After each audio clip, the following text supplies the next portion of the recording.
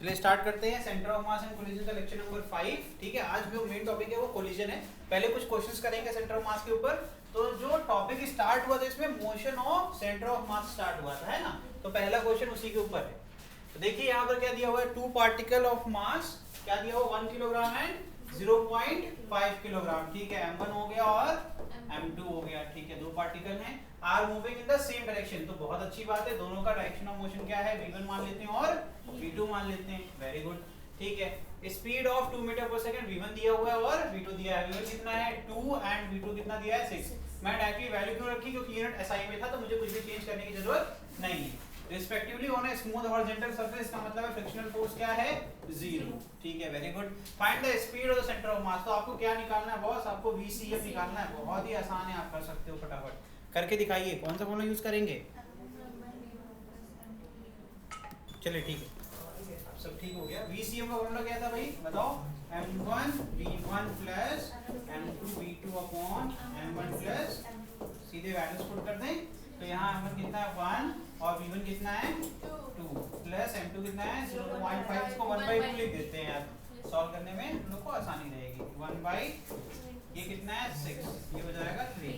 नीचे m1 m2 कितना हो जाएगा 1.5 या फिर 3/2। ऊपर कितना आ गया 3 + 2 5 अपॉन 3/2 यानी कि 10/3, that is equal to 3.33 metre पर सेकंड। यही है ना, ये हो गया आपका VCF। हो गया पहला क्वेश्चन। आगे बढ़ जाए नेक्स्ट। 2 पार्टिकल ऑफ मास कितना दिया हुआ है 2 kilogram and 4 kilogram are approaching towards each other. Very good, इसमें ध्यान देना, एक पार्टिकल दूसरा पार्टिकल एक दूसरे की तरफ आ रहे, v1 और, ठीक है। आगे देखिएगा, विद एक्सेलरेशन ऑफ 1 मीटर पर सेकंड स्क्वायर एंड 2 मीटर पर सेकंड स्क्वायर। द्वारा जानबूझकर आपको क्या दे दिया है, एक्सेलरेशन दे दिया है। ठीक है, A1 and A2 respectively on a smooth horizontal surface यानी कि friction 0। The acceleration of centre of मास, बहुत अच्छे, ACM का फॉर्मूला लग जाएगा, आपको अच्छे से सिखाया है मैंने। ठीक है, ACM के लिए क्या करोगे, m1 dv1 upon dt plus m2 dv2 upon dt। तो वहां पर उसकी जगह क्या आ जाएगा, A1 और A2 एक दूसरे की तरफ आ रहे हैं इसलिए माइनस साइन आ जाएगा, है ना। तो जाएगा m1 A1 minus m2 A2। यहाँ मॉड लगा देंगे बिकॉज हम मैग्नीट्यूड निकालना चाहते हैं। यहाँ तो m1 प्लस m2 ही रहेगा। जल्दी सॉल्व करके आंसर बता दीजिए, कोई भी दिक्कत हो पूछ लीजिए तुरंत मुझसे।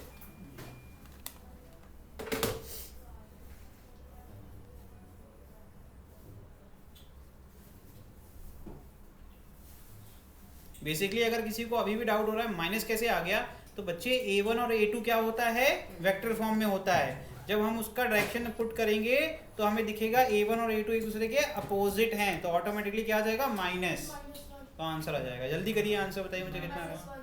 -1 नहीं बच्चे, मॉड लगा रखा है मैंने क्या सिखाया, सिर्फ मॉड लगा के हम सिर्फ मैग्नीट्यूड देखेंगे। तो 1 मीटर पर सेकंड स्क्वायर आएगा इसका आंसर। किसी को इसमें कोई दिक्कत हो मुझे बता दीजिए, मैं आपके लिए स्ट्रिंग कर रहा हूँ। यहाँ पर 2 × A1 कितना है बच्चा, A1 है 1 माइनस 4 × कितना है 2। ठीक है, मॉड लगा है तो आपको पता है आउटपुट में हमेशा, ठीक है, ये 6 आ जाएगा।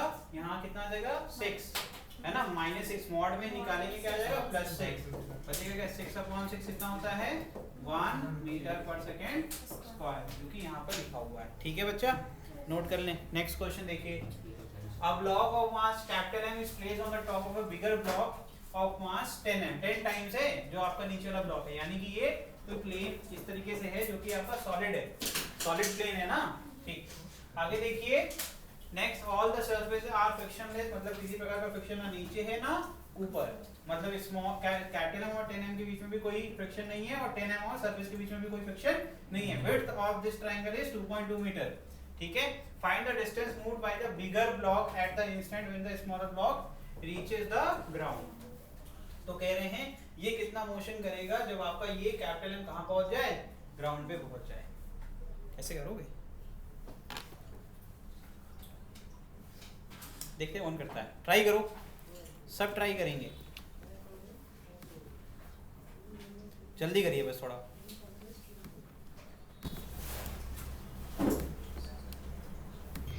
ठीक है, लिखिए, इसमें लिखिए फटाफट, साथ में लिखिए मेरे, ठीक है। If bigger block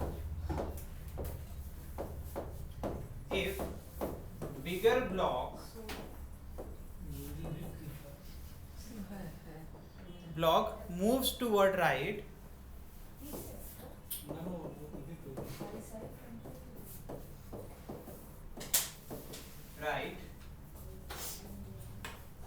by a distance x, कितनी डिस्टेंस है x, फिर से समझा दे रहे हैं वापस से। अगर x एक्सिस के रेफरेंस में देखेंगे तो ये कैपिटल M कहाँ है, इसके जस्ट अब ऊपर है, तो अगर ये स्लाइड करते हुए आएगा तो वो यहाँ पर पहुंचेगा, ठीक है। कहाँ पहुंचेगा, इस एंड पर, और ये डिस्टेंस इन दोनों की दूरी कितनी है, आप डिस्प्लेसमेंट निकालोगे तो 2.2 मीटर। समझ में आ रहा है, इसका मतलब अगर ये x आगे जाता है तो स्लाइड करके आएगा तो ये कितना कम हो जाएगा, 2.2 माइनस x, बिकॉज ये अपोजिट डायरेक्शन में मोशन कर रहा है। अगर वो राइट साइड जाएगा तो वो लेफ्ट साइड की तरफ स्लाइड कर रहा है। दिख रहा है कि नहीं दिख रहा है, इतना कॉमन सा है। तो ये इधर की तरफ आ रहा है, ये इधर की तरफ जा रहा है, ठीक है। तो यहाँ पर आगे लिखूंगा मैं इसीलिए by a distance x, then the smaller block,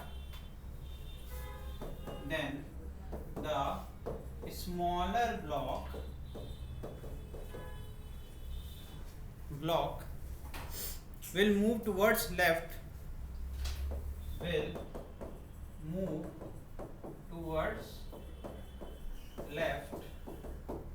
by distance 2.2 minus x, ठीक है। अब अगर इसको सॉल्व करना है तो हमें इन दोनों को सिस्टम मानना पड़ेगा, तभी सेंटर ऑफ मास निकलेगा, ठीक है। ठीक, late both the block as, ठीक है। अब मैंने क्योंकि हॉरिजॉन्टल कंपोनेंट ऑफ डिस्टेंस की बात कर रहा हूं तो मैं horizontal position of centre of mass बोलूंगा, horizontal position of centre of mass remain same. ये मैं कैसे कह पा रहा हूँ भैया, सिस्टम मान रहा हूँ, तो सिस्टम में जो भी अगर कॉन्फ़िगरेशन से चेंज होता है तो उससे सेंटर ऑफ मास आपका डिस्टर्ब नहीं होगा, अगर एक सिस्टम के अंदर की बात हो रही है तो, ठीक है। तो इसीलिए सेंटर ऑफ मास कहाँ रहेगा, अपनी जगह पर बना रहेगा, ठीक है। As the sum of mass movement about centre of mass is 0, as the, ये लिखवा दे रहा हूं क्यों हो रहा है, sum of mass moment about centre of mass is 0, about centre of mass is 0, ये कंडीशन है आपकी, ठीक है। इसका मतलब होता है summation mi xi is equal to क्या होगा, 0, ठीक है। x क्या है, अलग अलग पोजीशन है किसकी, जितने भी पार्टिकल हैं सिस्टम में, डिस्क्रीट के लिए पढ़ाया था मैंने। तो ये समेशन ऑफ mi xi क्या हो जाएगा, 0 हो जाएगा फॉर एनी सिस्टम, ठीक है। तो इसका मतलब है कैपिटल M कितना है भाई, यहाँ पर आ जाएगा, कैपिटल M क्या है, छोटे वाले ब्लॉक की बात हो रही है, इसका क्या है पोजीशन, क्या है 22 माइनस x, ठीक है। फिर इक्वल टू में क्या आ जाएगा, इक्वल टू में आ जाएगा 10mx, ठीक है।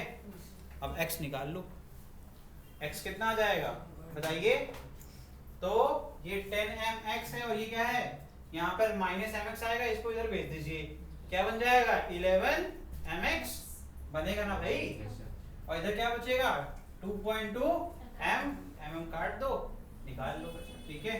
तो कितना आएगा, x की वैल्यू आएगी 0.2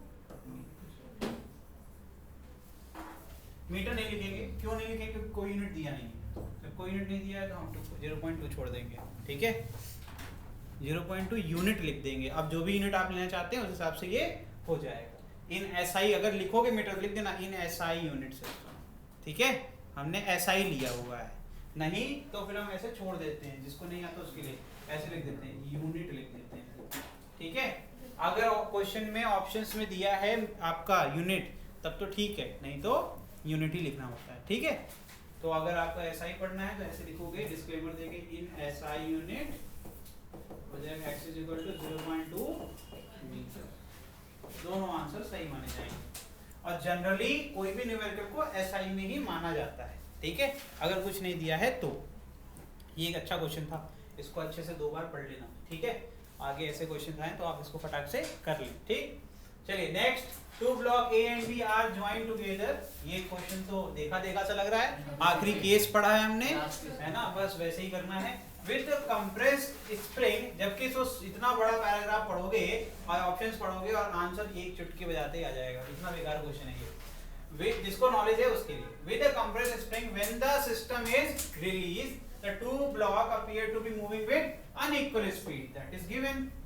क्या दिया हुआ है, 10 मीटर पर सेकेंड और 15 मीटर पर सेकेंड। v1 v2 हो गया। इसका मतलब पहले कंप्रेस किया होगा, ये सिखाया था ना मैंने, कंप्रेस करोगे जैसे रिलीज करोगे दूर जाएंगे, है ना, क्योंकि रीस्टोरिंग फोर्स की वजह से। सेलेक्ट द करेक्ट स्टेटमेंट, तो कह रहे हैं the centre of mass of the system will remain stationary, ठीक है। The mass of block A is equal to that of block B. ये तो गलत बात है, ये तो कहीं नहीं पढ़ाया हमने। आप अभी बता सकते हो क्या कभी भी? नहीं, क्योंकि mv अगर क्या करोगे, बहुत करोगे तो p1 is equal to minus of p2, यही तो सिखाया था। कैसे करोगे, पूरा सिस्टम मान लोगे और आपकी स्प्रिंग मासलेस मानी जाती है, तो p1 is equal to minus p2, उसमें कहीं नहीं सिखाया कि मास बराबर होगा, तो ये ऑप्शन तो बिल्कुल वाहियात है, ऐसे कट कर दो। The centre of mass of the system will move towards right. कैसे, रीजन बताओ। अभी इसके पहले करके आए हैं, जब भी सिस्टम के अंदर देखेंगे सेंटर ऑफ मास क्या होता है, अभी तो पीछे लिखवाया मैंने, कहाँ लिखवाया था, ये क्या है, let the board block as system. The system ले लिया तो उसके बाद क्या होगा, सेंटर ऑफ मास हमेशा अपनी पोजीशन पे बना रहेगा, ये याद रखना, ठीक है। रीजन भी वही है, जो P final is equal to P initial, तो कहीं गया ही नहीं, है ना, सिस्टम क्या है, कंजर्व्ड है, इसीलिए ऐसा होता है। तो यहाँ पर कौन सा ऑप्शन है, पहला, तो ये वाला भी गलत। इट इज इम्पॉसिबल, अरे गलत है, ये तो गलत वाला बात है। कह रहे हैं it is an impossible physical, ये कैसे हो, ये नहीं हो जाएगा। 2 ब्लॉक लेके आओ, स्प्रिंग लगाओ, हो गया, है ना, तो ये तो बेकार था, तो पहला ऑप्शन करेक्ट, ठीक है। नेक्स्ट क्वेश्चन देखिए, a man of mass 80 kg stand on a plank of mass 40 kg, the plank is lying on a smooth horizontal floor, मतलब friction is not there, initially both are at rest, the man start walking on the plank, ठीक है। ये तो आपने treadmill पे देखा होगा, है ना, ट्रेडमिल देखो, जो फ्लोर होता है वो पीछे जाता है, तब आप आगे इधर वॉक कर पाते हो, ठीक है। तो the plank towards north end stop after moving a distance 6 metre on the plank, then उसके बाद कह रहे हैं द सेंटर ऑफ मास, मतलब पोजीशन चेंज कर रहे हो यार तुम, किसके ऊपर, प्लैंक के ऊपर, तो पूछ रहे हैं कि सेंटर ऑफ मास में क्या चेंजेस आएगा। तो जल्दी से इसके ऑप्शंस पढ़ो और खुद सॉल्व करो, ये नहीं बताऊंगा मैं।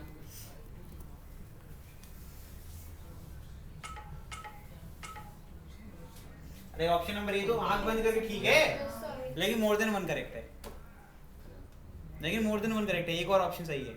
ये तो अभी सिखाया हूं ना, क्या करोगे, कहोगे इनको सिस्टम मान लेंगे, चाहे यहाँ हो चाहे कॉन्फ़िगरेशन चेंज होने से कोई फर्क नहीं पड़ता, क्योंकि इंटरनल फोर्स वाली बात आ जाएगी, सिस्टम कंजर्व्ड है तो सेंटर ऑफ मास सेम रहेगा। ये तो ठीक है, यहाँ लिखा भी है प्लैंक मैन सिस्टम, ये कब होगा, जब इन दोनों को हम सिस्टम मानेंगे, नहीं तो नहीं हो सकता। The plank will slide to the north by a distance of 4 meter. Option D. D.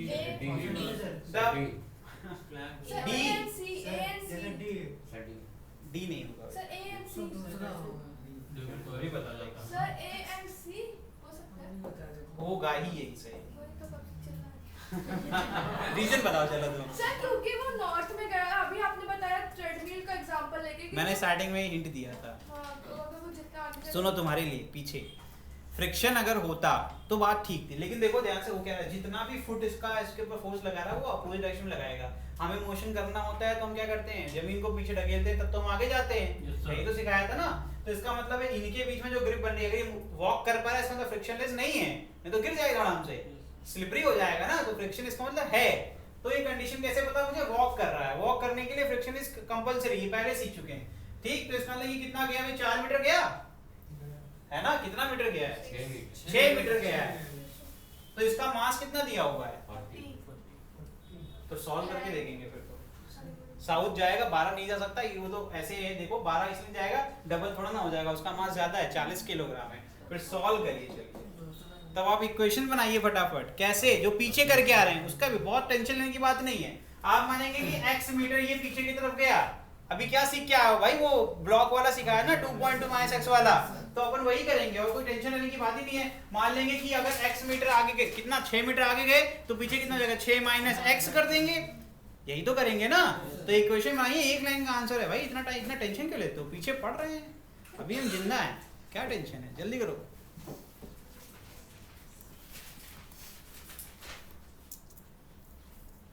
तो बड़े भाई कितना है, बड़े भाई का मास है 80 किलो। अरे भाई आदमी नहीं कि ठीक है, डिस्टेंस कितना, अगर प्लैंक पीछे x जा रहा है, अगर प्लैंक पीछे x जा रहा है तो इसका कितना हो जाएगा, 6 माइनस x, यही तो होगा ना। अरे ये दिया है भाई 6 मीटर, ठीक है। अब इज इक्वल टू क्या हो जाएगा, प्लैंक का 40 into x, x is equal to करेंगे तो यू विल गेट 4 मीटर, ठीक है, डायरेक्ट करने की जरूरत नहीं है, ठीक है, वेरी गुड, प्रूफ हो गया ना, संतुष्टि है ना, तो 12 नहीं हो सकता, ठीक। अब इसको याद कर लो, देखो ये अच्छी बात है कि 2 बार ऐसे क्वेश्चन हो गए, ये आपको कंसेप्ट क्लियर हो गया, ठीक। चलिए नेक्स्ट क्वेश्चन करते हैं। पुली कहाँ रह गया, पुली की बारी है, बढ़े आगे, चलो। 2 bodies of mass m1 and m2, और क्या दिया हुआ है, m1 is greater than m2, ठीक, are connected at the end of a massless cord, ठीक है, मासलेस यानी कि स्ट्रिंग की बात हो रही है, ठीक। आगे देखिए, and allowed to move as shown in figure, इस तरीके से मोशन कर सकता है। अब क्लियर है यार, m1 का मास ज्यादा है, यानी कि ये नीचे की तरफ जाएगा और ये, ठीक है। The pulley is massless and frictionless, ठीक है, अच्छी बात है। Calculate the acceleration of centre of मास, आपको ACM बताना है, क्या करना है, ACM हो जाएगा, जल्दी करोगे तो जल्दी हो जाएगा। ACM का फॉर्मूला लिख देते हैं, आसान वाला काम हम कर लेते हैं, मैग्नीट्यूड लिख देते हैं ना सीधे, चलो हम ऐसे लिखेंगे ताकि बाद में नेगेटिव होना होगा तो हो जाएगा, ठीक है।